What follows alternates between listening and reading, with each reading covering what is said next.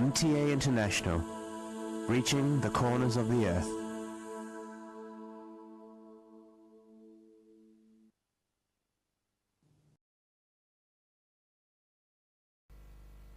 صلی علی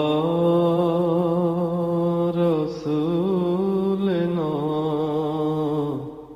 صلی علی محمد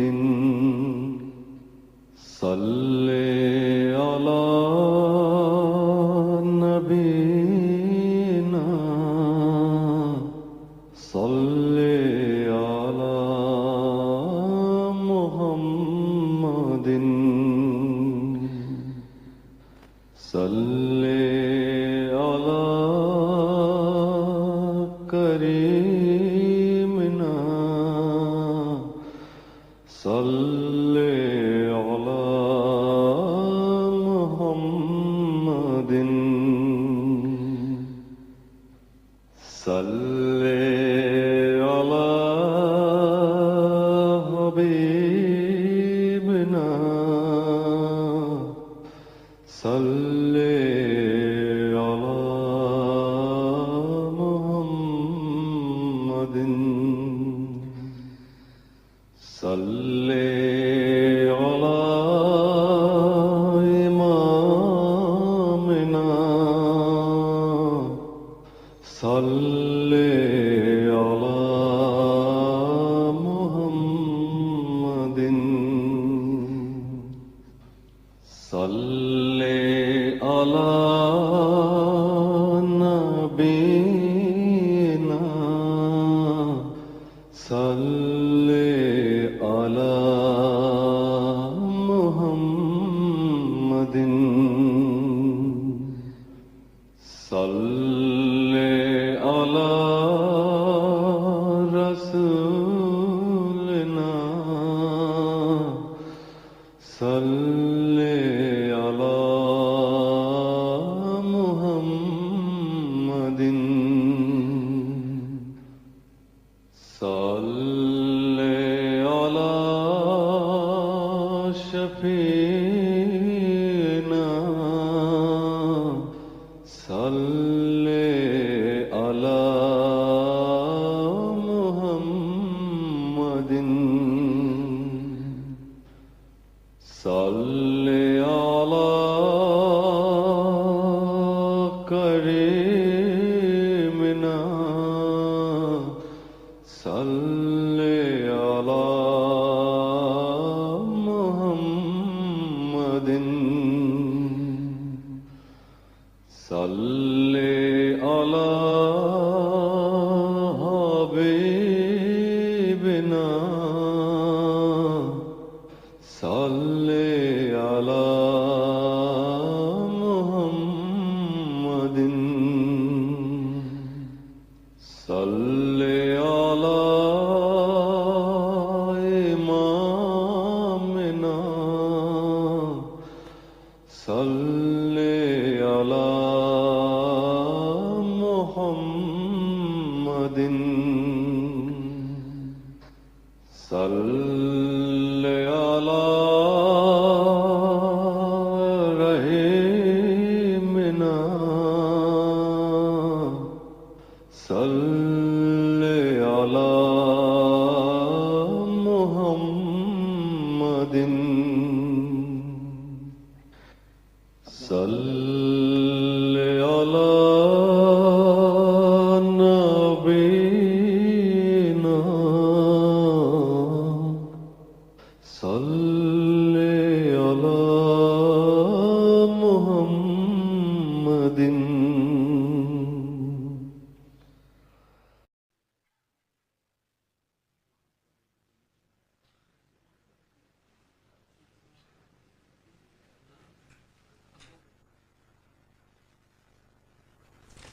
اذان دے دیں.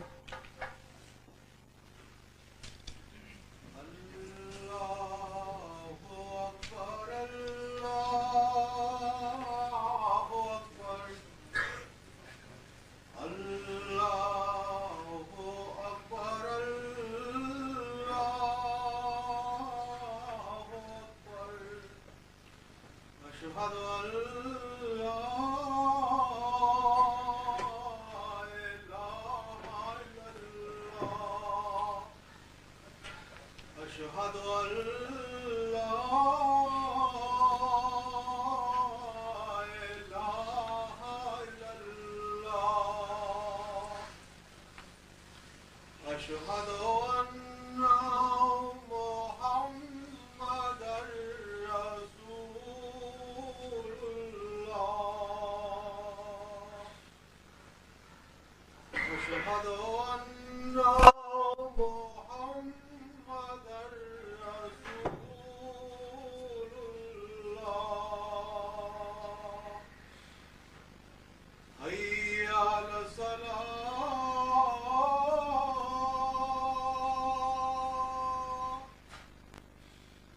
حي على الصلاة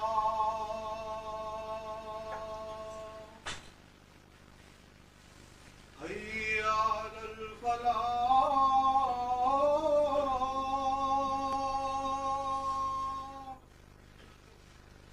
حي على الفلاح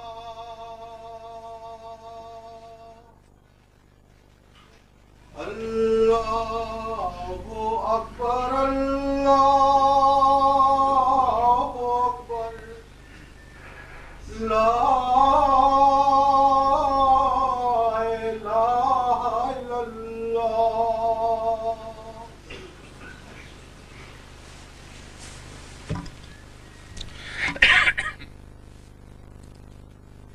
أشهد أن لا إله إلا الله وحده لا شريك له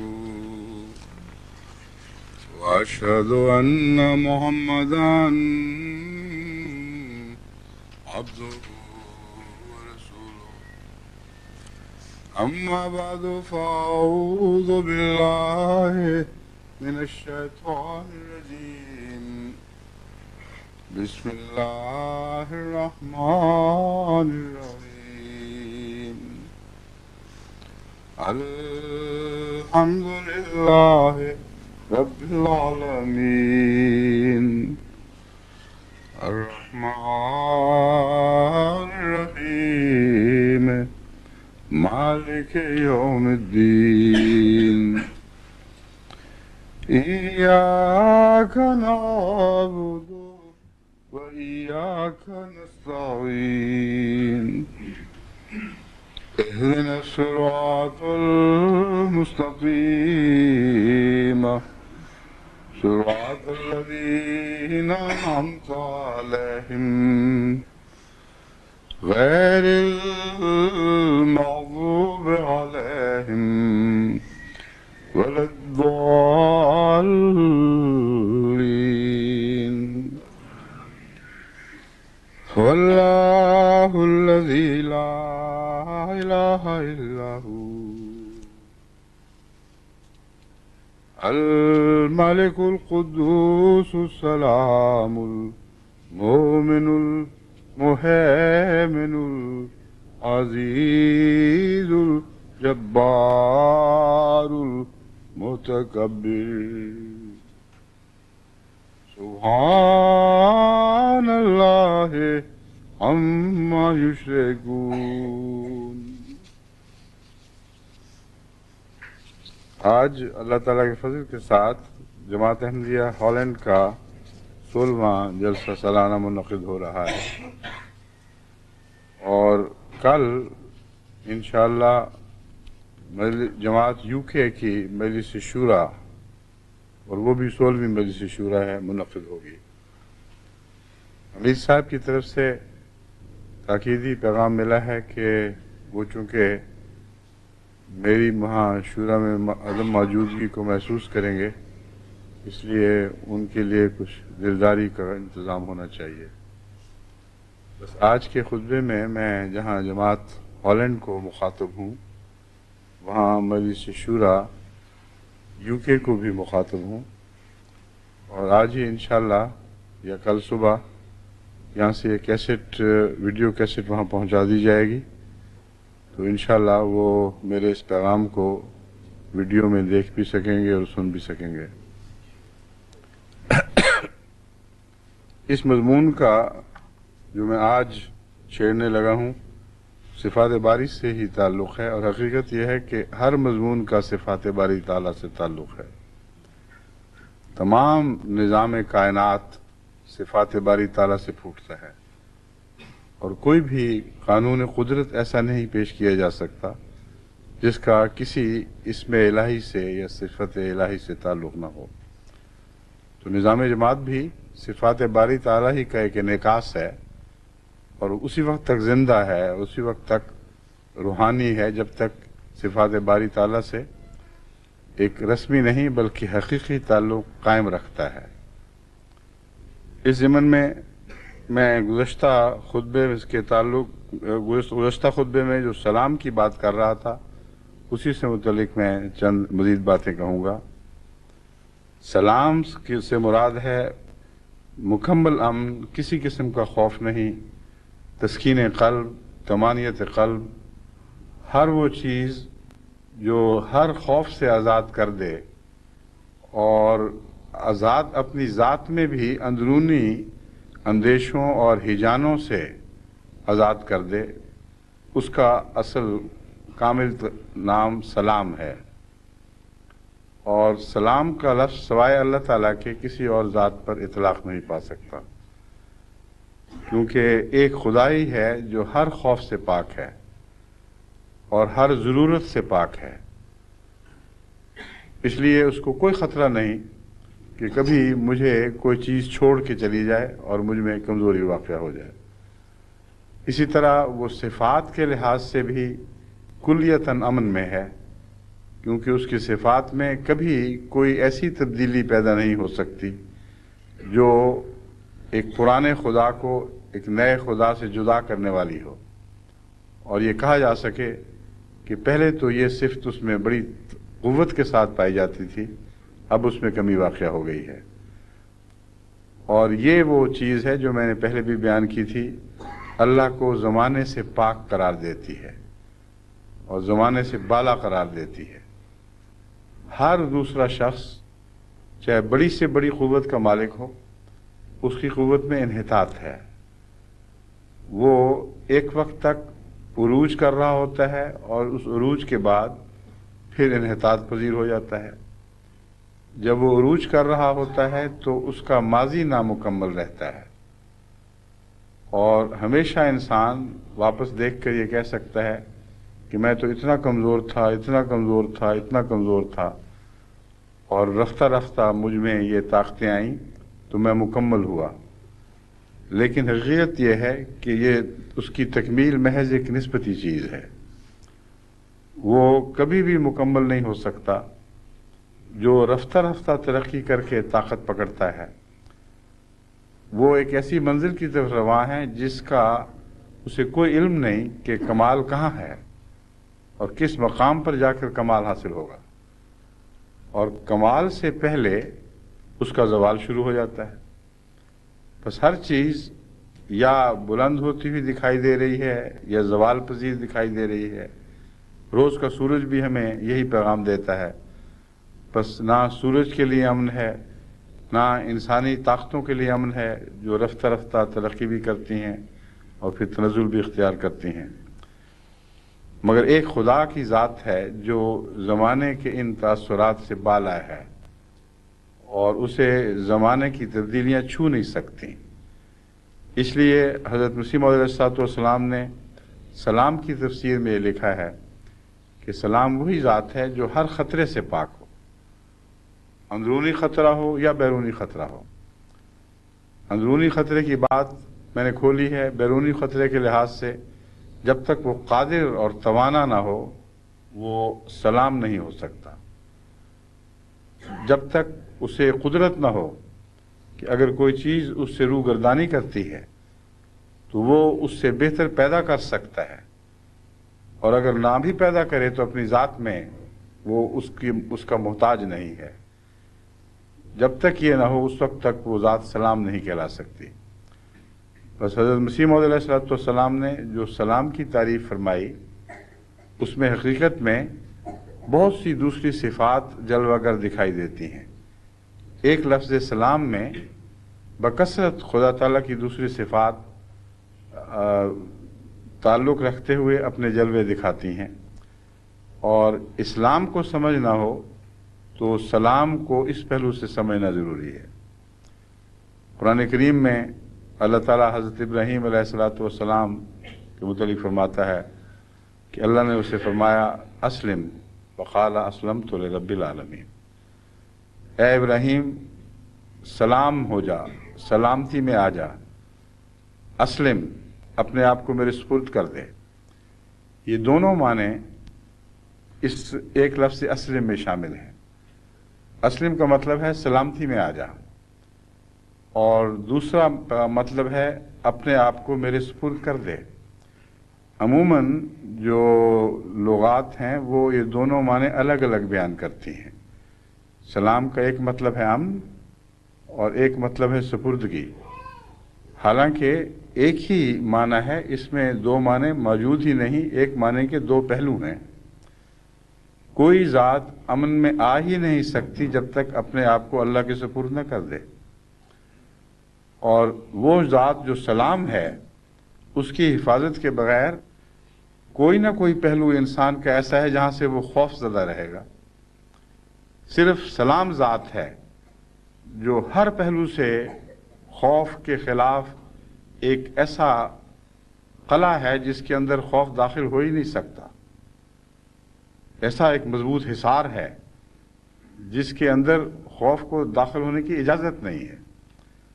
بس جب تک سلام کے ساتھ ایسا تعلق نہ ہو کہ انسان اس کے سپرد اپنے آپ کو کر دے، اس وقت تک ہر قسم کے خوف رہتے ہیں، اور جتنا زیادہ کوئی سلام کے اندر یعنی اپنے سر کو جھکاتے ہوئے داخل ہوتا ہے۔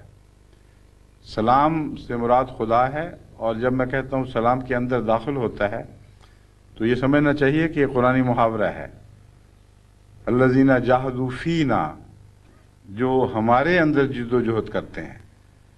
تو مراد یہ نہیں ہے کہ اللہ کی کوئی ایسی جگہ ہے جس میں انسان داخل ہو رہا ہے، مراد یہ ہے کہ صفات باری تعالیٰ میں ڈوب رہا ہے، اور صفات باری تعالیٰ میں اپنے آپ کو غرق کرتے چلے جانا، اور دنیا سے بظاہر غائب اور صفات میں گہرا اندرونی سفر اختیار کرنا، یہی دراصل جاہدوا فینا کا معنی ہے کہ جو لوگ ہمارے اندر جد و جہد کرتے ہیں ہم خود ان کو پکڑ کر ان کی ہدایت کے سامان کرتے ہیں۔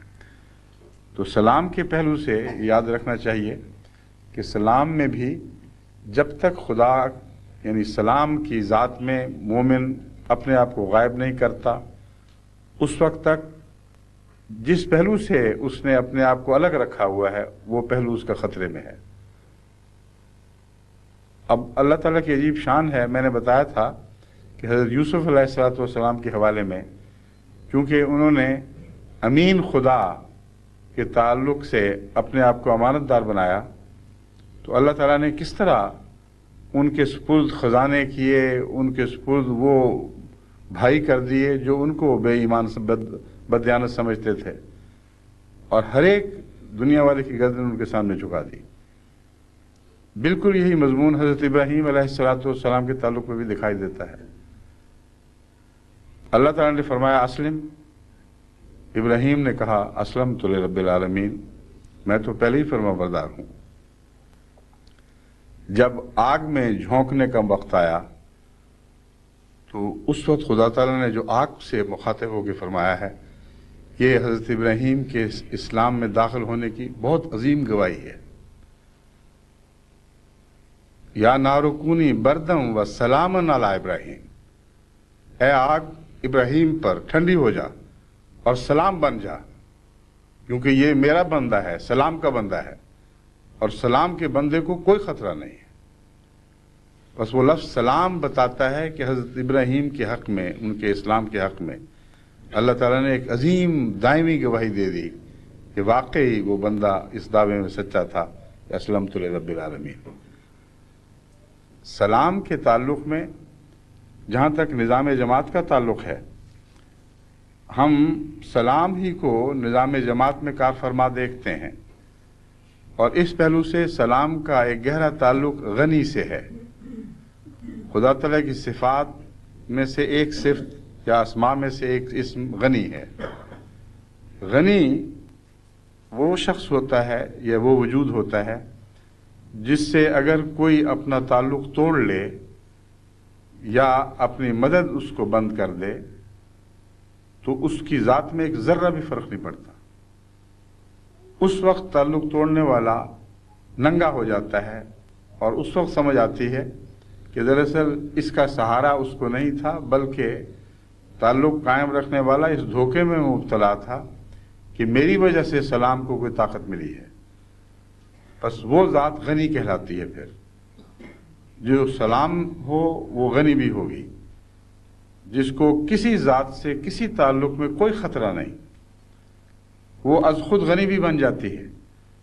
بس یہ معنی ہیں جب ہم کہتے ہیں کہ خدا تعالیٰ کی صفات ایک دوسرے سے پھوٹ رہی ہیں، ایک پہلو سے ایک صفت دوسری صفت کو پیدا کر رہی ہے، دوسرے پہلو سے دوسری صفت پہلی صفت کو پیدا کر رہی ہے، اور ایک دائمی لازم ملزوم کا تعلق ہے جو زاویہ بدلنے سے بہت ہی دلکش رنگوں میں دکھائی دینے لگتا ہے. نئے نئے خوبصورت رنگ اس سے پھوٹتے ہیں.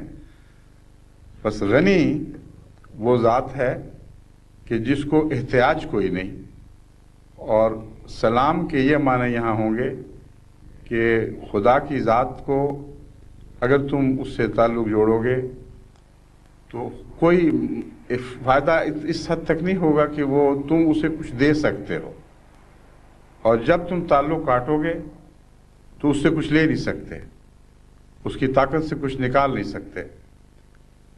ہاں، حضرت صلی اللہ علیہ وآلہ وسلم نے اس مضمون کو یوں بیان فرمایا کہ خدا تعالیٰ غنی اور مستغنی ان معنوں میں ہے کہ اگر ایک انسان اس سے ساری کائنات جو کچھ بھی ہے وہ مانگ لے، جہاں تک اس کا ذہن جا سکتا ہے مانگ لے، اور وہ اس کو دے دے، تو اس کی خدائی میں اتنا بھی فرق نہیں پڑے گا جتنا ایک سوئی کو سمندر میں ڈبو کے نکالا جائے اور اس کے نکے سے جو کنارہ ہے، باریک چونچ ہے اس سے جتنا پانی چمٹا رہتا ہے وہ سمندروں میں جتنی کمی کر سکتا ہے اتنی کمی بھی خدا کی خدائی میں نہیں ہو سکتی. اور اگر کوئی تعلق توڑتا ہے تو اتنا بھی نقصان اس کو نہیں پہنچا سکتا. بس سلام اور غنی دونوں ایک دوسرے کے ساتھ لازم ملزوم کا تعلق رکھتے ہیں. بس اللہ تعالیٰ جب قرآن کریم میں فرماتا ہے کہ سلامتی کے ساتھ تعلق جوڑو، سلام میں داخل ہو جاؤ، تو اس کی ایک تعریف فرماتا ہے، اور وہ یہ ہے ان اللہ اشترى من المؤمنین انفسهم واموالهم بان لهم الجنہ. اللہ نے مومنوں سے ان کی جانیں بھی خرید لی ہیں اور ان کے اموال بھی خرید لیے ہیں، ان کے نہیں رہے. اور جنت جو سلام ہے وہ اس کے بدلے ان کو عطا ہوگی. جنت کو سلام کہنا اس لیے درست بلکہ حقیقت ہے کہ قرآن کریم نے جنت کی تعریف یہ فرمائی ہے کہ وہاں سلام کے سوا کچھ نہیں ہوگا. سلامن سلامہ، ہر طرف سلامتی ہی سلامتی ہے. بس خدا کے وہ بندے جو وفات پانے لگتے ہیں ان کو بھی یہی فرشتے پیغام دیتے ہیں کہ تم سلامتی میں آ رہے ہو.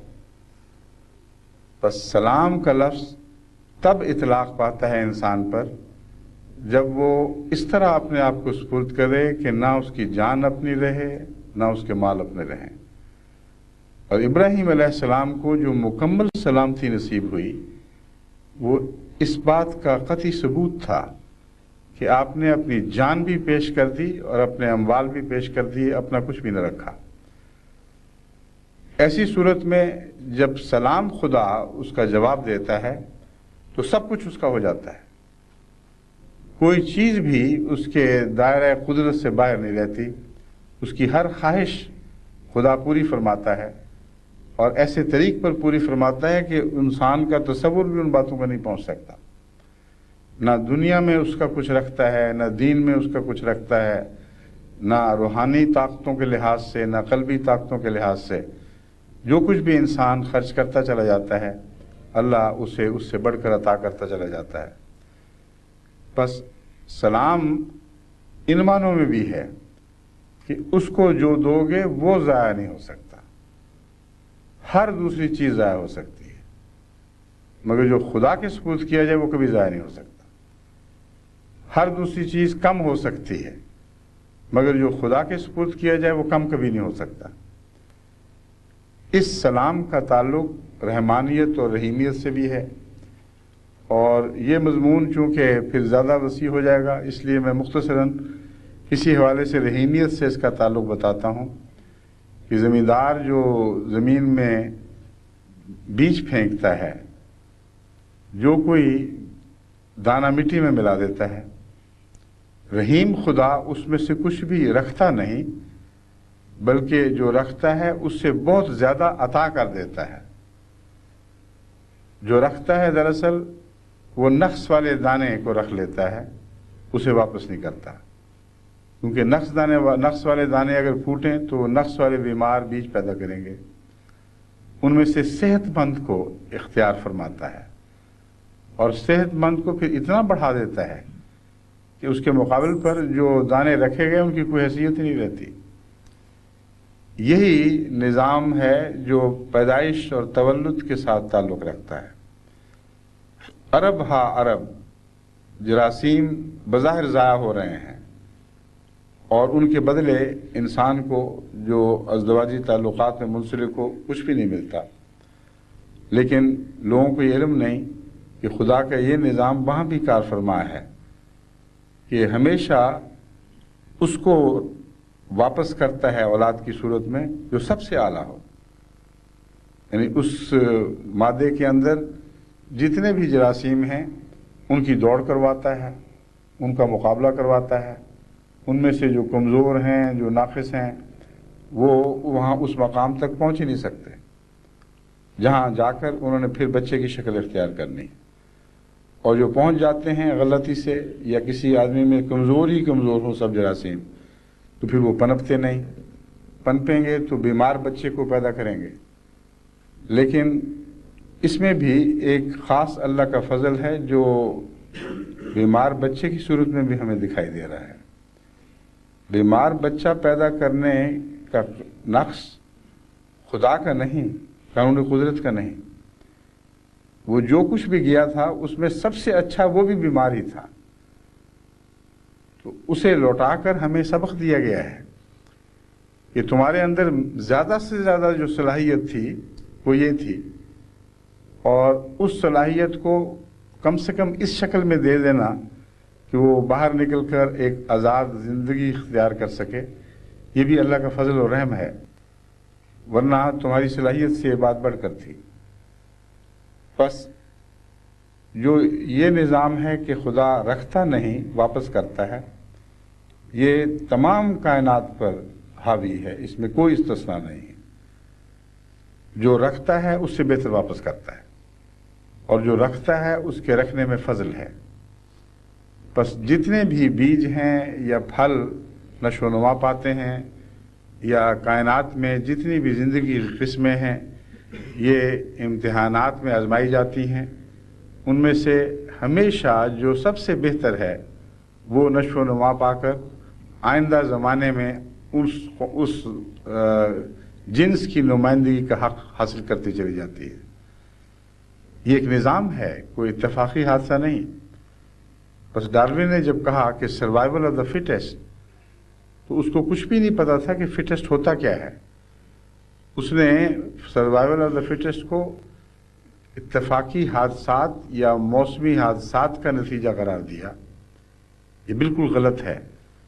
یہ فٹسٹ کا نظام اتنا گہرا ہے اور اتنا باریک در باریک ہے کہ اگر آپ سارے اس نظام پر غور کریں تو اتفاقی حادثہ کے نتیجے میں فٹسٹ کے بچنے کا سوال ہی پیدا نہیں ہوتا۔ اتفاقی حادثات کے نتیجے میں اکثر گندے اور بیمار اور ناقص وجود اوپر آئیں گے، اور شاذ کے طور پر کوئی اچھا وجود اوپر ابھرے گا۔ مگر یہ بحث پھر طویل ہے، اس کو میں چھوڑتا ہوں۔ اتنا اشارہ کافی ہے کہ سلام کے دائرے میں جب آپ داخل ہو جاتے ہیں، اپنے آپ کو خدا کے سپرد کر دیتے ہیں، تو پھر آپ کی ہر چیز کا نگہدار وہی بن جاتا ہے، ہر خطرے سے آپ کو بچاتا ہے، آپ کے اندرونی نقائص پر بھی نظر رکھتا ہے، کیونکہ آپ نے اندرونی طور پر بھی اپنے نفس کو ترک کر کے اس کے حضور سر تسلیم خم کر دیا. تو ایسا شخص جو سلام کے تعلق میں آ جائے، سلام کی چادر اوڑھ لے، اس کو پھر کوئی خطرہ نہیں ہے. اس کے تمام کام پھر اللہ خود بناتا ہے، جیسا کہ ابراہیم علیہ السلام کی مثال میں نے دی. تو اسلام کی تعریف اللہ نے یہ فرمایا، ان اللہ اشترى من المؤمنین انفسهم واموالهم بان لهم الجنہ، کہ مومنوں سے خدا نے ان کی جانوں کا بھی سودا کر لیا ہے، ان کے اموال کا بھی سودا کر لیا ہے. اور چونکہ وہ سلام ہے اس لیے غنی ہے. نظام جماعت کو کوئی شخص اپنی مدد کھینچ کر، مدد کا ہاتھ کھینچ کر، یا اپنی دولت واپس لے کر، یا مالی مدد سے ہاتھ اٹھا کر ایک ادنا ذرہ بھر بھی نقصان نہیں پہنچا سکتا. ہاں، اپنا نقصان کرے گا. بس مجلس شورا جو یو کے میں منعقد ہو رہی ہے، میں ان کو پوری طرح حوصلہ دلاتا ہوں کہ اپنی طور پر وہی کریں جو خدا کرتا ہے، یعنی اسلام کے جو طور اور انداز ہیں وہ اختیار کریں. ناقص بیج کو بے وجہ اس خوف سے کہ ہمارے اندر کمی نہ آئے اوپر نہ لائیں، اور جو اچھا ہے آپ کی نظر میں چاہے کمزور بھی ہو، اگر تقوی رکھتا ہے اور خدا کی سلامتی کی تعریف میں داخل ہے، اس کے اوپر اعتماد کریں. تمام برکتیں ایسے عہدیداران سے ہیں جنہوں نے اپنے آپ کو سپرد کیا ہوا ہے، کیونکہ ان کے گرد خدا کی سلامتی کا دائرہ ہے، ان کی حفاظت کر رہا ہے. ان کے گرد خدا کی سلامتی کی ایک فصیل ہے جو ان کو ہر خطرے سے بچائے ہوئے ہے. بس ایسے لوگ جب نظام جماعت میں کام کرتے ہیں تو ان کے کاموں میں بھی وہی سلامتی کی برکتیں ملتی ہیں. وہ لوگ جو کہتے ہیں کہ یہ تو دنیا داری ہے، جو آپ لوگ چندوں پہ زور دیتے ہیں، چندہ نہ دیا جائے یا کمزوری دکھائی جائے تو کہتے ہیں تم ووٹ نہیں دے سکتے، یہ بھی دراصل ان کا تکبر ہے. اور وہ یہ نہیں سمجھتے کہ جب وہ چندہ دیتے ہیں تو اللہ کو اس کی کوئی حرص نہیں ہے. دو اصول پیش نظر رکھنے چاہیے. اللہ اگر چاہتا تو اپنے نظام کو کسی بندے کی احتیاج سے اس طرح بھی کلیتاً پاک کر سکتا تھا کہ کسی چندہ مانگنے کی ضرورت ہی پیش نہ آتی. وہ جہاں سے چاہتا، جس طرح چاہتا، اپنے نظام کی ضرورتیں پوری فرما سکتا تھا. پھر چندے کا نظام کیوں ہے؟ اس لیے کہ سپردگی کا امتحان ہے، اور بغیر اس امتحان میں کامیاب ہوئے کوئی شخص سلامتی میں داخل نہیں ہو سکتا. سپردگی میں جان بھی ہے اور مال بھی ہے. بس جب خدا کہتا ہے کہ تم سے میں نے سپردگی کا سودا کیا ہے، تو کیسے ممکن ہے کہ ہر شخص از خود ہی اس میں پاس ہوتا چلا جائے، اس کا کوئی امتحان نہ ہو؟ بس خدا مال لیتا ہے اس امتحان کی وجہ سے کہ واقعتاً تم نے سپرد کیا ہے یا نہیں کیا. اگر سپرد کر بیٹھے ہو تو پھر اگلا قدم یہ ضمانت کا ہے کہ چونکہ تم سلامتی کے امتحان میں پورا اترے اور اپنے آپ کو مالی لحاظ سے بھی خدا کے سپرد کر دیا، اس لیے اب سے تمہاری مال کی حفاظت کا ذمہ دار خدا ہے. تمہاری ساری ضرورتیں وہ پوری کرے گا، تمہیں ہر نقصان سے وہ بچائے گا. اور وہ لوگ جو اپنا بھی تجربہ رکھتے ہیں اور دوسروں کا بھی تجربہ رکھتے ہیں، جو جماعت احمدیہ کی تاریخ سے واقف ہیں، وہ قطعی طور پر خدا کے پاک ناموں کی قسمیں کھا کر یہ گواہی دے سکتے ہیں. اس وعدے میں خدا ہمیشہ سچا نکلتا ہے. کبھی اپنی راہ میں خلوص کے ساتھ قربانی کرنے والوں کو ذلیل و رسوا نہیں کرتا، بلکہ حضرت مسیح موعود علیہ السلام تو لکھتے ہیں کہ اللہ تعالیٰ ایسے لوگ جو ولی بن جاتے ہیں، یہ ولی بھی ایسے لوگوں کی تعریف ہے جو اپنے آپ کو سپرد کر دیتے ہیں. تو انبیاء سے نیچے نیچے وہ ولی کہلاتے ہیں.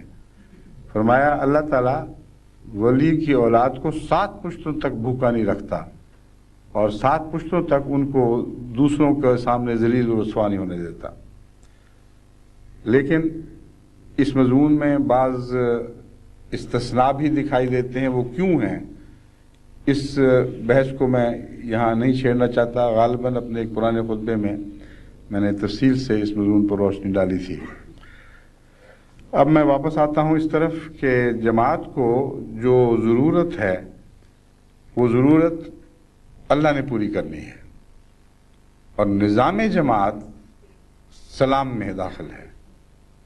اگر نظام جماعت کا کوئی نمائندگا اس وجہ سے کسی شخص سے نظام کے خلاف رعایت کا سلوک کرتا ہے کہ سمجھتا ہے کہ اس کی ضرورت ہے، اس کے سامنے کچھ جھکنا چاہیے، وہ امیر ہے، وہ صاحب حیثیت ہے، وہ سیاسی لحاظ سے تعلق والا ہے، اس لیے اس کے سامنے اگر نظام بعض باتوں سے آنکھیں بند کر لے اور اس کے فوائد پر نظر رکھتے ہوئے اس سے نرمی کا سلوک کرے تو یہ شرک ہے، یہ سلام کے مضمون کے خلاف ہے.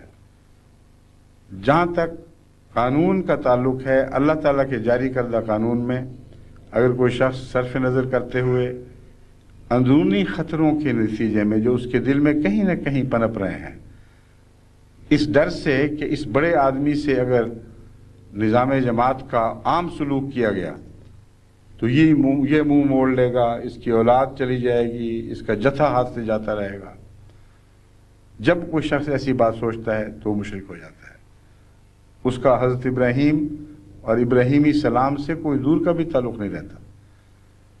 بس بعض دفعہ بعض لوگ سمجھتے ہیں کہ ایسے معاملات میں سختی کرتا ہوں، حالانکہ میری طبیعت میں کوئی سختی نہیں ہے، مگر میری مجبوریاں ہیں. میں اس بات پر معمور فرمایا گیا ہوں کہ خدا تعالیٰ کی صفات حسنہ کے تابع نظام جماعت کو رکھوں، ورنہ یہ نظام تمام برکتوں سے محروم رہ جائے گا. اس لیے اس کے معاملے میں میرے دل میں کوئی رعایت نہیں ہے، کوئی خوف نہیں ہے. بارہا ایسا ہوا ہے، بعض بظاہر دنیا کے لحاظ سے بڑے آدمیوں نے غلطی کی، ان کی اولادوں نے ایسی غلطی کی جن کے نتیجے میں ان کو سزا ملنی چاہیے تھی، اور سفارشیں آئیں کہ یہ تو بہت بڑے خاندان کے سربراہ لوگ ہیں، بہت امیر لوگ ہیں، بہت بااثر لوگ ہیں، ان سے اگر صرف نظر کیا جائے تو بہتر ہے، نظام جماعت کے لیے بہتر ہے. ان کو میں نے لکھا کہ اس کا مطلب یہ ہے کہ تم اس بات کے اہل ہی نہیں ہو کہ نظام جماعت کی ذمہ داریاں ادا کرو. جس وقت تم اس شرک میں مبتلا ہوئے کہ کچھ چودھری اتنے بڑے ہیں، کچھ ٹھیکیدار اتنے بڑے بڑے ہیں، کچھ سیاستدان ایسے بڑے بڑے لوگ ہیں کہ ان کے ساتھ نرمی نہ کی گئی تو سارے علاقے میں احمدیت کو نقصان پہنچے گا، اسی وقت تم نے اپنے آپ کو تو ہلاک کر لیا. اور نظام جماعت کا جہاں تک تعلق ہے، اس کی فکر خدا پہ چھوڑو. اللہ بہتر جانتا ہے کہ اس نے کیسے کہاں سے نظام جماعت پر فضل فرمانے ہیں. اللہ بہتر جانتا ہے کہ نظام جماعت کو خطرے کہاں سے ہیں. اس کی خاطر اس کے بنائے ہوئے قوانین پر عمل کرتے ہوئے اگر آپ نظام کی حرمت اور اس کے وقار کی حفاظت پر مستعد رہتے ہیں تو اللہ تعالیٰ خود آپ کی بھی حفاظت فرمائے گا اور نظام جماعت کو ہر خطرے سے بچائے گا. اور ہمیشہ یہی ہوتا ہے. بس آج تک کبھی میں نے نظام جماعت کو کسی کا محتاج نہ سمجھا، نہ کسی کو اجازت دی کہ وہ اس طرح سمجھ کر محتاج ہونے دے، اور ایک ذرہ بھی پرواہ نہیں کی کہ نظام جماعت کی عملداری میں کوئی شخص شاکی ہو کر، ناراض ہو کر منہ موڑتا ہے، مدد سے ہاتھ کھینچتا ہے یا اپنی اولاد کو برباد کرتا ہے تو وہ ذمہ دار ہے. لیکن خدا کے خزانوں میں کوئی کمی نہیں آ سکتی. اور جہاں بھی ایسا واقعہ ہوا ہے وہاں ساری جماعت کی تاریخ گواہ ہے کہ اللہ تعالیٰ نے ایسے لوگوں کو ذلیل و رسوا کر دیا، ان کے سارے تکبر توڑ دیے، اور جماعت پہلے سے بہت بڑھ کر ترقی کر چکی ہے اور کرتی چلی جا رہی ہے. بس نظام جماعت کا جہاں تک تعلق ہے، اس کا احترام ہالینڈ میں بھی اسی طرح لازم ہے جس طرح UK میں لازم ہے. اور مجلس شورا کے دوران خاص طور پر اس بات کو پیش نظر رکھنا چاہیے کہ وہی سلسلے کے مخلصین آگے آئیں جو اگر اپنی سپردگی میں یعنی سلامتی میں کامل نہ بھی ہوں تو کم سے کم سلامتی کی طرف سفر اختیار کر چکے ہیں. انچ انچ ذرہ ذرہ کچھ نہ کچھ اس طرف بڑھ رہے ہیں. وہی ہیں جو اس لائق ہیں کہ خدا کے سلامتی کے نظام میں یعنی اسلام میں ان کو نمائندگی ملے، ان کو خدمت کے موقع ملیں، اور انہی کی خدمتیں ہیں جو برکت کا موجب ہوں گی. باقی خدمتوں کی ہمیں کوئی بھی پرواہ نہیں ہے. لیکن جب ہم کہتے ہیں کہ خدمتوں کی پرواہ نہیں تو یہ مراد نہیں ہے کہ ان لوگوں کی پرواہ نہیں. اس سلسلے میں پرانی آیات کے حوالے سے کچھ مزید آخر پر جا کے مضمون کھولوں گا. اب میں قرآن کریم کی وہ آیات جہاں لفظ غنی کا استعمال ہوا ہے اور سلامتی کے تعلق میں ہمیں یہ لفظ کیا پیغام دیتا ہے وہ پڑھ کر آپ کو سناتا ہوں. سورہ فاتر 16ویں آیت میں ہے یا ایھا الناس انتم الفقراء الی اللہ واللہ هو الغنی الحمید. اے بنی نوع انسان یاد رکھو تم فقیر ہو اللہ کے حضور. واللہ هو الغنی الحمید، اور اللہ ہی ہے جو غنی بھی ہے اور حمید بھی ہے.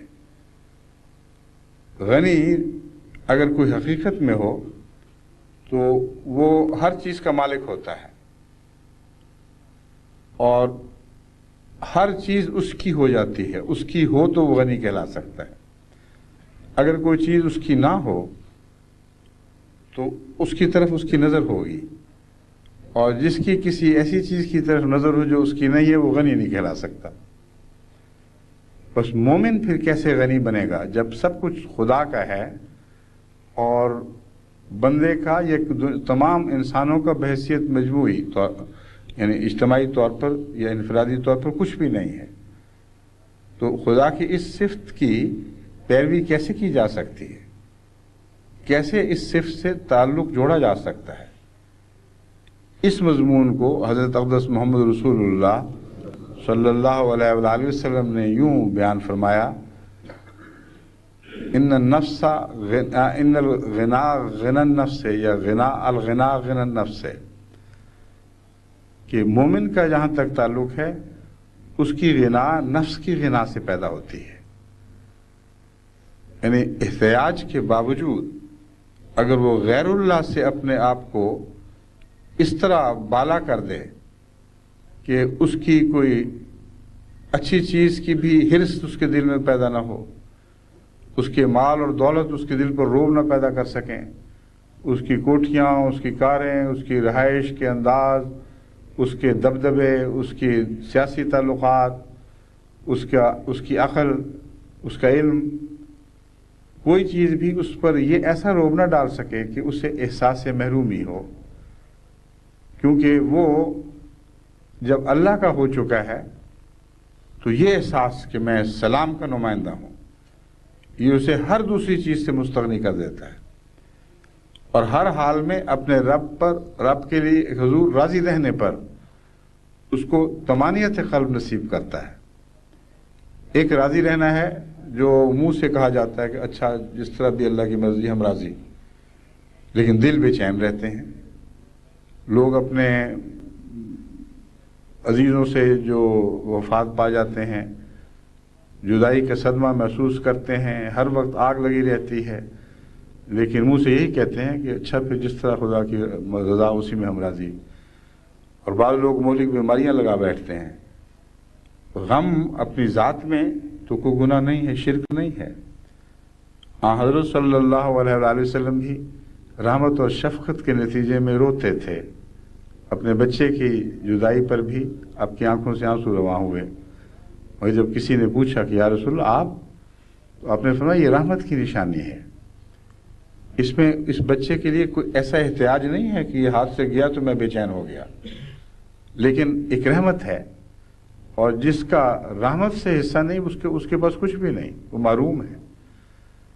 بس رحمت کا مضمون اور غنا کا مضمون ایک تعلق رکھتا ہے، اور اسی مضمون کو میں آگے جا کر قرآن آیت کے حوالے سے کھولوں گا. سردست میں یہ بتانا چاہتا ہوں کہ اللہ تعالیٰ فرماتا ہے کہ تم فقیر ہو، اللہ غنی ہے اور حمید ہے. یعنی خدا کو تمہاری احتیاج بالکل نہیں ہے، لیکن حمید ہے، وہ قابل تعریف ہے۔ اس کے دو معنی بنتے ہیں، ایک یہ کہ اس کی صفات حمیدہ اس بات کا تقاضا کر رہی ہیں کہ تم سے پیار کرے، تم سے تعلق جوڑے، تمہاری نگہداشت کرے، اس لیے نہیں کہ خدا تمہارا محتاج ہے، بلکہ اس کی صفات حمیدہ از خود اس کے اندر جھک کر اپنی کمزور مخلوقات سے تعلق رکھنے پر اس کو آمادہ کرتی ہیں۔ دوسرا یہ کہ وہ اتنا غنی ہے کہ اگر تم تعریف روک لو اور ناشکری کا اظہار کرو تو ایک ذرہ بھی اس کو نقصان نہیں پہنچا سکتے۔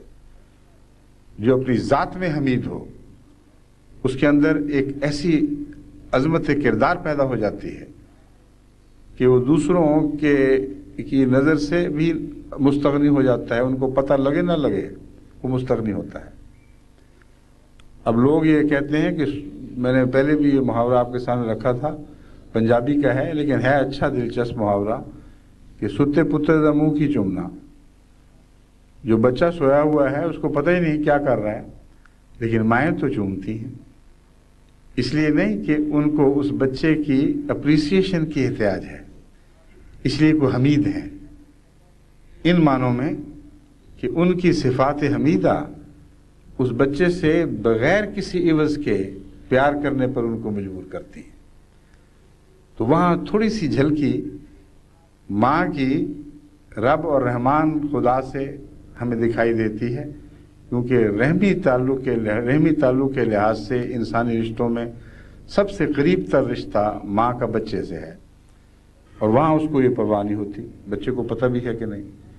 کئی مفلوج بچے میں نے ایسے دیکھے ہیں، اس سفر کے دوران بھی مجھے دکھائے گئے، ان کو کوئی ہوش نہیں تھی، کچھ پتہ نہیں تھا، اور ان کو سنبھالنا بہت تکلیف دہ کام ہے، مگر مائیں تھیں جو فدا تھیں اور جانتی ہیں کہ اگر یہ فوت پا ہو جائے تو ہمیں نجات مل جائے گی، مگر زندگی کی دعائیں کرتی ہیں۔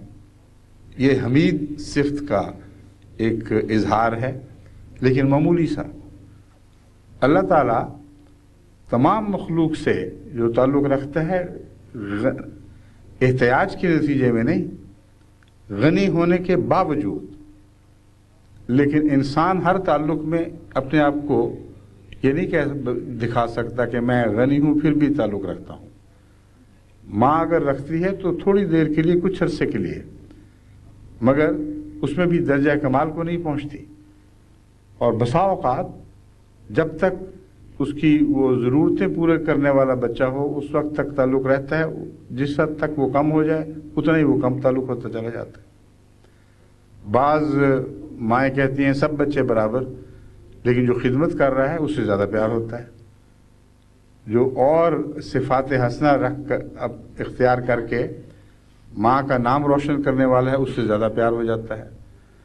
تو غنی حمید کا یہ معنی انسانی لحاظ سے ایک عارضی معنی ہے، مگر اللہ تعالیٰ جہاں شکر گزار ہے وہاں بندے کی خوبیوں کے لیے ان پر رحمت سے جھک کر ان کو قبول فرماتا ہے، مگر احتیاج کی خاطر نہیں۔ اس لیے غنی حمید کا اکٹھا محاورہ خدا کی صفات کو انسانی صفات سے ممتاز کر دیتا ہے۔ آپ کہہ سکتے ہیں ورنہ اگر ان غنی حمید کو جوڑ کر نہ پڑھیں تو یہ سوال اٹھ سکتا ہے کہ اللہ تعالیٰ بھی تو اپنے انبیاء کی بڑی قدر کرتا ہے، اپنے لیے قربانی کرنے والوں کی بڑی قدر کرتا ہے۔ تو غنی حمید کا اکٹھا محاورہ ہمیں بتا رہا ہے وہ کرتا ہے غنی ہونے کے باوجود، ضرورت نہیں ہے، اور اس پہلو سے اس کا تعلق رکھنا اسے اور بھی زیادہ حمید بنا کر دکھاتا ہے۔ یعنی اپنے ایسے بندوں سے تعلق جوڑ لیتا ہے جو جن کا تعلق اس کی ذات میں، اس کی شان میں، اس کی کبریائی میں ایک ذرہ بھی اضافہ نہیں کر سکتا، لیکن ان سے جھکتا ہے اور ان کی بڑی شان بیان کرتا ہے، یہاں تک کہ نسلاً بعد نسلاً ان پر درود بھیجتا ہے۔ اور یہ تعلق حضرت ابراہیم کے حوالے سے پھر دوبارہ یاد آ جاتا ہے، اللہ تعالیٰ نے فرمایا کہ ابراہیم کے اوپر سلام بھیجا گیا ہے، ایسا سلام جو آنے والی نسلیں بھی اس پر بھیجیں گی۔ اور درود شریف میں جو ابراہیم کا نام سلام کے تعلق میں بیان ہوا ہے، یہ خدا کے اس وعدے کی پورا کرنے کا ایک نظارہ ہے۔ اللہ تعالیٰ نے ابراہیم سے وعدہ کیا تھا کہ میں تیرے ساتھ سلام کا تعلق، تو نے میرے ساتھ سلام کا تعلق باندھا ہے، میں اس تعلق کی قدر کروں گا اور قیامت تک لوگ تجھ پر سلام بھیجتے رہیں گے۔ بس بعض لوگ پوچھتے ہیں کہ آن حضرت صلی اللہ علیہ وآلہ وسلم کے ساتھ درود میں ابراہیم کا نام کیوں آیا؟ اس کی وجہ یہ ہے کہ سلام تو سب نبیوں کے لیے آتا ہے، لیکن یعنی قرآن کریم پڑھ کے دیکھ لیں، ہر جگہ سلام کا لفظ ہے، جس کا مطلب ہے کہ سلامتی میں داخل ہوئے تھے تو ان پر سلام بھیجا گیا۔ مگر ایسا سلام کہ محمد رسول اللہ صلی اللہ علیہ وآلہ وسلم کے نام کے ساتھ بریکٹ کر کے اور کسی نبی کا ذکر نہ کرنا اور صرف ابراہیم کا کرنا، یہ ایک ایسی عظیم امتیازی شان ہے جو اسی مکالمے کی یاد دلاتی ہے۔ اسلم قال اسلم قال اسلمت لرب العالمین۔ جب تیرے رب نے ابراہیم سے کہا کہ اسلام قبول کر، کہا میں تو اسلام قبول کر چکا ہوں۔ اتنا کامل اسلام جیسا ابراہیم کا تھا کسی اور نبی کو نصیب نہیں ہوگا سوائے محمد رسول اللہ۔ بس ایک دین سلام ابراہیم کا تھا، ایک دین سلام جو اسلام بن کر ابھرا وہ حضرت محمد رسول اللہ کا دین ہے۔ اور اس کا نقطہ یہی ہے کہ خدا کے سپرد اپنا سب کچھ کر دیا، جانتے ہوئے کہ یہ کچھ بھی نہیں ہے۔ خدا کی خدائی میں اس سے ایک ذرے کا بھی اضافہ نہیں ہو سکتا تھا۔ ابراہیم اگر منہ موڑ لیتا تو خدا کو کیا نقصان پہنچنا تھا، مگر دل کی گہرائی سے یہ کہا ہے میں سلام قبول کر چکا ہوں، میں اسلام لے آیا ہوں، تجھے سلام جانتا ہوں، تجھ میں اپنا سلام دیکھتا ہوں۔ اور خدا نے ہمیشہ ہمیش کے لیے سلامتی سے اس کا نام رکھا، اس قدر بڑھا کر دینے والا ہے وہ، تو وہ غنی پھر کیوں نہ ہو۔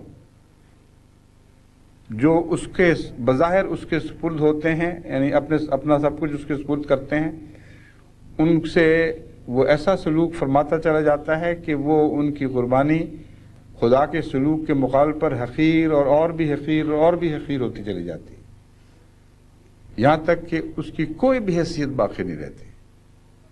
جو کچھ ابراہیم کو عطا ہوا ہے اس کے مقابل پر جو ابراہیم نے خدا کو دیا تھا اس کا موازنہ تو کر کے دیکھیں، کچھ بھی نہیں تھا۔ یعنی دنیا کی جو قدروں کے لحاظ سے اگر ناپا جائے، صرف ایک روح کی قدر تھی جو عظیم الشان تھی، اور اسی قدر پر خدا نے نظر رکھی، اور اس قدر کے نتیجے میں ظاہری قربانی معمولی ہونے کے باوجود بے انتہا ادا فرمایا۔ بس یہ خدا جو سلام بن کر ابھرتا ہے، یہ غنی ہوتے ہوئے حمید ہے۔ یہ نقطہ ہے جو آپ کو اچھی طرح ذہن نشین کرنا چاہیے۔ اگر آپ کسی سے غنی ہوں اور پھر حمید بھی ہوں تو ایسے شخص سے آپ متکبر نہیں ہو سکتے۔ بس جہاں اللہ تعالیٰ فرماتا ہے کہ تم سب لوگ اپنے قربانیاں روک لو، میرا کچھ بھی نقصان نہیں پہنچا سکو گے، وہاں اپنی رحمانیت کا بھی حوالہ دیتا ہے۔ بس وہ اگلی آیت جس میں یہ مضمون ہے سورہ محمد سے لی گئی ہے، آیت 39، اس میں اللہ تعالیٰ فرماتا ہے ہا انتم ہؤلاء تدعون لتنفقوا فی سبیل اللہ فمنکم من یبخل ومن یبخل فانما یبخل عن نفسہ واللہ الغنی وانتم الفقراء وَإِن تَتَوَلَّوْا يَسْتَبْدِلْ قَوْمًا غَيْرَكُمْ ثُمَّ لَا يَكُونُوا أَمْثَالَكُمْ۔ دیکھو ہا انتم ہؤلاء، سنو تم وہ لوگ ہو کہ جن کو بلایا گیا اس طرف لتنفقوا فی سبیل اللہ، کہ اللہ کی راہ میں خرچ کرو۔ اب ہا انتم ہؤلاء سے پتہ چلتا ہے کہ اعزاز ہے جس کا ذکر ہو رہا ہے۔ اے لوگوں، تم سوچ نہیں رہے کہ کتنا بڑا اعزاز ہے کہ خدا نے تمہیں چن لیا قربانیوں کے لیے، تمہیں فرمایا کہ تم آؤ، تم سے توقعات رکھی، اور پھر بدنصیب ایسے ہیں تم میں سے فمنکم من یبخل، کہ تم میں سے ایسے بھی ہیں جو بخل کرتے ہیں. اور خدا کی راہ میں بخل کرنا ثابت کرتا ہے کہ وہ اللہ کو موتی نہیں سمجھتے بلکہ اپنے گھر کی کمائی سمجھتے ہیں، اپنے ہاتھ کی ہوشیاری، اپنے ذہن کی چالاکی سمجھتے ہیں. کہتے ہیں ہم نے تو بڑی محنت سے کمایا ہے، بڑے دن رات جاگے اس کے لیے، ہوشیاریاں کی، باقی سب بیوقوفوں کو کیوں نہ دولت مل گئی. ہمارے ذہن کی جو بالادستی ہے، برتری ہے، اس نے ہمیں یہ سب کچھ عطا کیا ہے. اور وہ آ جاتے ہیں چندے مانگنے. وہ جب یہ کہتے ہیں تو اللہ تعالیٰ فرماتا ہے فَمِنْكُمْ مَنْ يَبْخَلُ وَمَنْ يَبْخَلْ فَإِنَّمَا يَبْخَلُ عَنْ نَفْسِهِ، کہ یاد رکھو جو تم میں سے بخل کرے گا وہ اپنے آپ سے بخل کر رہا ہے، خدا سے بخل نہیں کر رہا. اس ذات سے تعلق توڑ رہا ہے جو دینے والی ہے. جب اس کے سامنے تم سر اٹھاؤ گے تو دو باتوں میں سے ایک چیز ضرور ہوگی، اور یہ بخل کرنے کا جو مضمون ہے یہ دو طرح سے کھلتا ہے. اول یہ کہ ایسے شخص کی دولت اس کو کبھی کوئی سکون نہیں پہنچا سکتی. ہزار قسم کی علائشیں لگ جاتی ہیں اس دولت میں، کئی قسم کے نقصانات، کئی قسم کے فکر، کئی قسم کی بددیانتیاں، اور پھر حکومت کی پکڑ کا خوف، اور مصیبتیں، اور اولاد کی برکت جاتی رہتی ہے، گھروں کے سکون اٹھ جاتے ہیں. اور ایسی دولت کے متعلق سمجھ نہیں آتی کہ اس سے سکون خریدا کیسے جائے. کیونکہ جو بخل ہے، جو خدا سے بخل کرتا ہے، وہ دنیا میں بھی بخیل ہو جاتا ہے، اور اس کی دولت ایسی ہے جیسے بینک میں جمع ہے، اس سے اس کو کوئی بھی فائدہ نہیں. تو ایک تو یہ طریق ہے جس سے خدا بتاتا ہے کہ تم دراصل اپنے خلاف بخل کرتے ہو. دوسرا یہ ہے کہ بعض دفعہ ایک شخص کو بچانا ہو تو اس کی دولت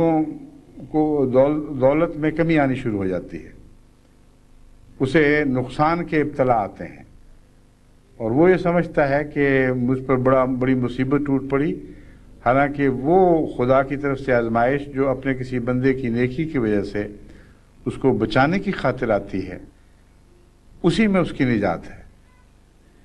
اللہ تعالیٰ اس کو بتاتا ہے کہ اس دولت میں تمہارے لیے کچھ نہیں ہے.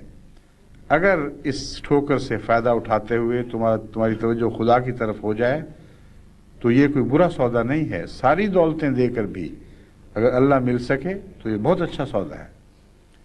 اسی طرح کی آزمائشیں بعض دفعہ جسمانی جانی نقصانات کے ذریعے بھی انسان کو لاحق ہوتی ہیں، اور لوگ کہتے ہیں کہ اس میں اللہ کا کیا حرج تھا، ہمارا بچہ زندہ رہتا، ہمارا فلاں زندہ رہتا. تو دراصل وہ بخل وہاں دکھاتے ہیں اور بھول جاتے ہیں کہ یہ سب عطا خدا کی تھی، اپنے ہاتھ سے کچھ بھی نہیں کیا. حضرت مسیح موعود علیہ السلام جو محمد رسول اللہ علیہ وسلم کی غلامی میں سب سے بڑے عارف باللہ پیدا ہوئے ہیں، آپ فرماتے ہیں سب خدا کی عطاؤں کا ذکر کر کے سب کچھ تیری عطا ہے، گھر سے تو کچھ نہ لائے. عظیم مضمون ہے کہ جو کچھ بھی ہے ہم اگر تیری راہ میں کچھ خرچ کرتے ہیں تو وہ کیا ہے، کہاں سے لے کے آئے تھے، تو نے ہی عطا کیا ہے. بس ایسا شخص جس کی ہر وقت خدا پر یہ نظر ہو کہ جو کچھ عطا ہوا ہے تو نے کیا ہے، اپنے گھر سے ہم کچھ نہیں لائے، ایسا شخص کبھی بھی خدا کے حضور بخیل نہیں ہو سکتا. اور جب وہ بخیل نہیں ہوتا تو پھر اللہ خود رحمت کا سلوک فرماتا ہے اور سب کچھ نہیں مانگتا. والذین یؤمنون باللہ ينفقون فی، میں ابھی بتاتا ہوں، لا ریب فیہ ھدی للمتقین الذین یؤمنون بالغیب ویقیمون الصلاۃ ومما رزقناہم ینفقون، کہ جو کچھ بھی ہم نے انہیں عطا کیا ہے ہم سارا ان سے واپس نہیں مانگتے. مما رزقناہم ینفقون، اس میں سے کچھ واپس مانگتے ہیں تاکہ دیکھیں کہ وہ احسان فراموش تو نہیں، وہ بھول تو نہیں گئے کہ کس ذات نے ان کو دیا تھا، اور پیش کرتے وقت کس طرح پیش کرتے ہیں. یہ ساری آزمائشیں مومن کے اسلام کی آزمائشیں ہیں دراصل، جن میں وہ اپنی جہالت کی وجہ سے بسا اوقات پورا نہیں اترتا تو کئی قسم کے ابتلاؤں میں وہ مبتلا ہو جاتا ہے، اور اس کا بخل جو خدا کی طرف ہو رہا ہے وہ دراصل اپنی ذات کے لیے ہوتا ہے، اس کے سوا اس کا کوئی نتیجہ نہیں نکلتا۔ چنانچہ اللہ تعالیٰ فرماتا ہے واللہ الغنی وانتم الفقراء، اے بے وقوفو، اللہ تو غنی ہے، تمہارا ہاتھ روک لینا اس کو کوئی نقصان نہیں پہنچائے گا۔ تم فقراء ہو، ان تتولوا یستبدل قوما غیرکم، اگر تم سارے کے سارے بھی پھر جاؤ تو اس بات کا اختیار رکھتا ہے کہ تمہاری جگہ ایک اور قوم کو لے آئے، ثم لا یکونوا امثالکم، پھر وہ تمہاری طرح نہیں ہوں گے۔ یعنی کام تو اللہ کے پورے ہونے ہیں، تم نہیں کرو گے تو اور قوم آ جائے گی، ایک خاندان نہیں کرے گا تو دوسرے خاندان اٹھ کھڑے ہوں گے۔ اور یہ جو قانون ہے یہ ایسا قطعی اور یقینی ہے کہ تاریخ مذاہب میں پر غور کرتے ہوئے آپ کو ایک بھی استثناء دکھائی نہیں دیتا۔ جب بھی کسی قوم نے استغنا کیا ہے خدا کے پیغام سے اور اس کی مدد سے منہ پھیرا ہے، اللہ تعالیٰ اس کے بدلے اور قوموں کو لے آیا ہے، اور پھر وہ ویسے نہیں ہوئی جیسا کہ پہلی ناشکری قوم تھی۔ اور ایسا ہی خاندانوں کا حال ہے، ایسا ہی افراد کا حال ہے۔ پھر اللہ تعالیٰ فرماتا ہے واللہ الغنی ذو الرحمہ، اللہ غنی تو ہے مگر شقاوت قلبی کی وجہ سے نہیں ہے۔ اس لیے وہ لوگ جو غنی بنتے ہیں نظام کی نمائندگی میں، ان کے لیے لازم ہے کہ ان کی غنا اپنے نفس کی شقاوت کی وجہ سے نہ ہو، بے پرواہی کی وجہ سے نہ ہو، اس وجہ سے نہ ہو کہ وہ کہتے ہیں جائے جہنم میں جو مرضی، ہمیں تو پرواہ کوئی نہیں، ہم تو نمائندہ ہیں نظام کے اور اللہ کا نظام ہے۔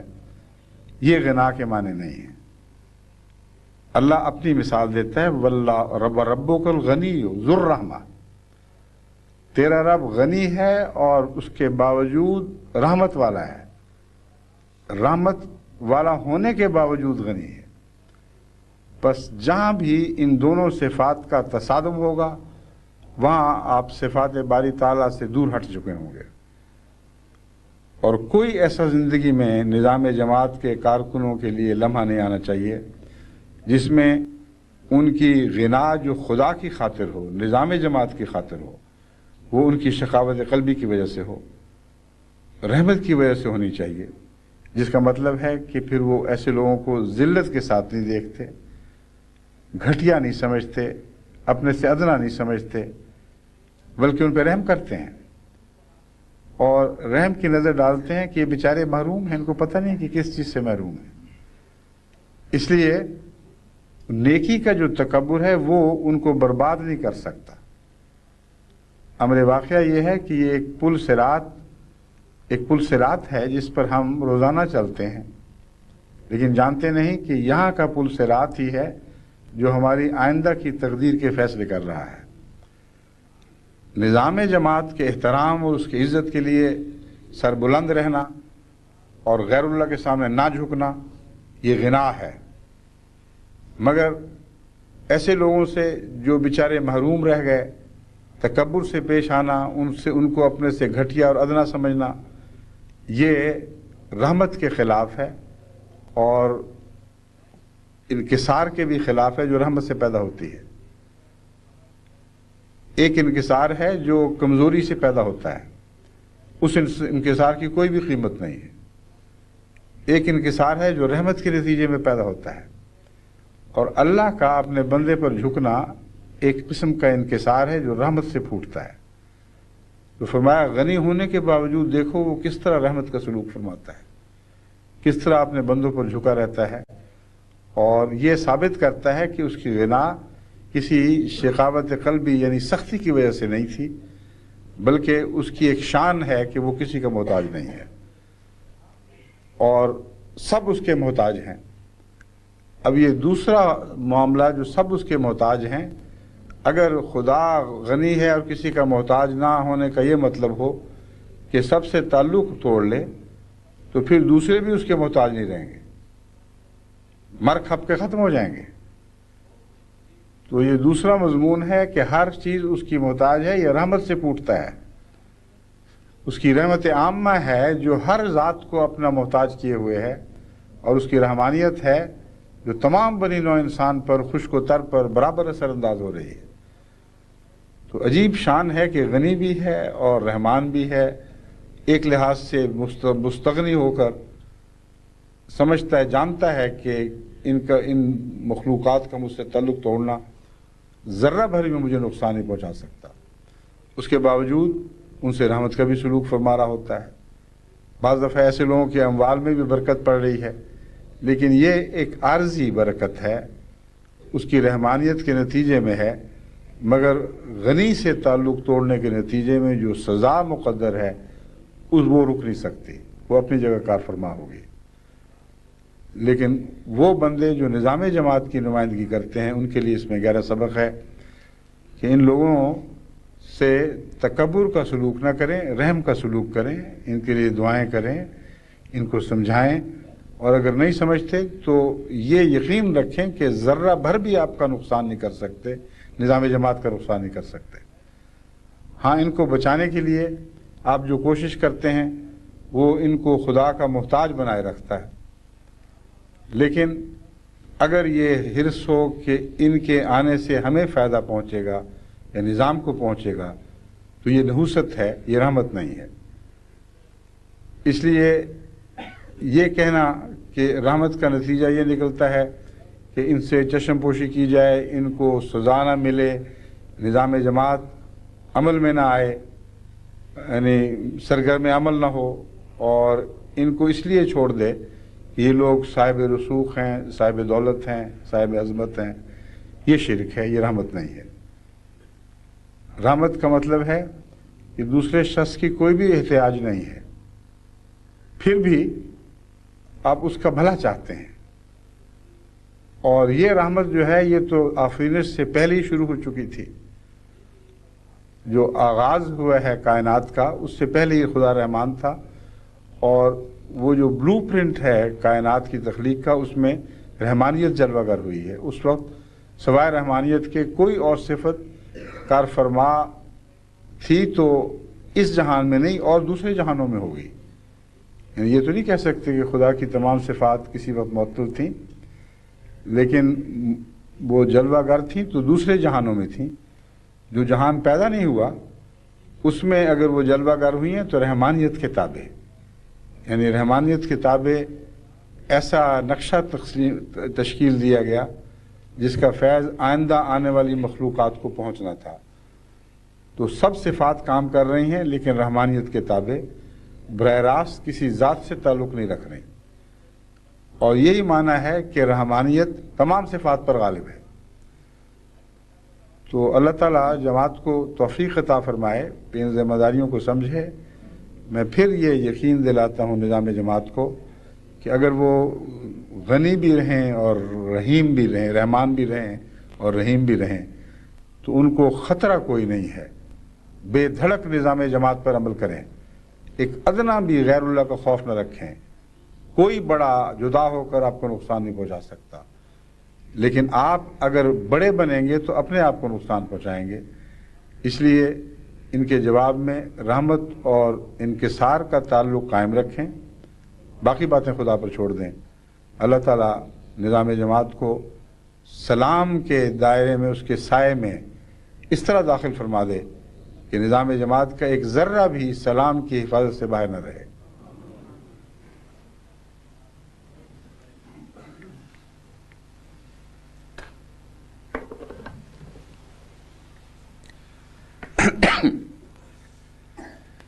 الحمد لله نحمده ونستعينه ونستغفره ونؤمن به ونتوكل عليه ونعوذ بالله من شرور أنفسنا ومن سيئات أعمالنا من يهده الله فلا مضل له ومن يضلله فلا هادي له ونشهد أن لا إله إلا الله وحده لا شريك له ونشهد أن محمدا عبده ورسوله عباد الله رحمكم الله إن الله يأمر بالعدل والإحسان وإيتاء ذي القربى وينهى عن الفحشاء والمنكر والبغي يعظكم لعلكم تذكرون اذكروا الله يذكركم وادعوه يستجب لكم ولذكر الله أكبر.